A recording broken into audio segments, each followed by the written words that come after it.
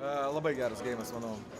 Žinai, jeigu turėčiau daugiau laisvo laiko, tikrai žaičiau. Labai faina pramoga. Su draugais, o tame ir esmė, žinok, mūsų vienas draugas netgi turi stalą savo, žinok, tai man didžiausias malonumas yra, kad, žinai, ne tiesiog sėdėti, žinai, ir burbėti apie kažką tai, bet ir pažaisti. Būna labai daug juoko, tai yra svarbiausia, aš manau, nes sąmoningas skirtumas.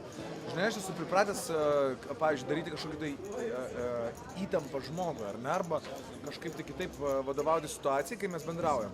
O žinok, aš to galiu pasakyti prie stalo, tai pirmą kartą išduosiu paslaptį, nevadovauju situacijai.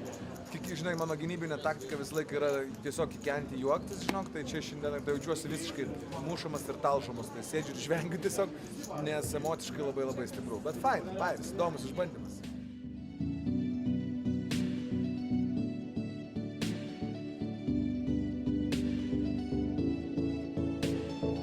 Nes jeigu aš jau išeisiu, žinai, antrą dalį, trečią dieną, nu ta prasme, kad aš laimėsiu turnyrą, tai maždaug yra 50-50, tada jau, žinai. Nes aš, žiūrėk, susimsiu, susikaupsiu, plus beginner's luck, tai galiu paimti turnyrą, bet, nežinau, ar verta, nenoriu, žinai, liūdinti žmonių. Labai geras, labai faina chebra, sakė, kad pokeristai būna uždarus, poker face'ai, žinai, stovi tą su taurim. Bet ne, buvo labai linksmi, šilti, draugiški, labai cool.